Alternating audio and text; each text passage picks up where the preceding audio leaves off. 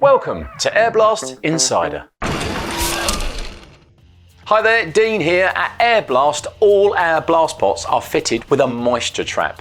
If you don't have an Airblast pot, we can supply the trap for retrofitting. Now, as the name suggests, the moisture trap prevents moisture from the compressed air feed from getting into the blast pot. Stopping water or oil before it gets into the pot is vital, because if it does find its way in, you're going to lose productivity while you strip the pot down and dry everything out. And you could find yourself introducing moisture into your blasted substrate, which will result in gingering. Worse still, if you're using a media like chilled iron, any moisture contact would make this abrasive set like concrete, meaning you could find yourself having to buy a new pot, which is expensive. Now, the sight glass on the side of the trap tells you how much water is being held in the bowl inside. You need to check this daily. Little tip: open the bleed nipple slightly underneath the trap and leave it open when you're blasting to prevent moisture buildup.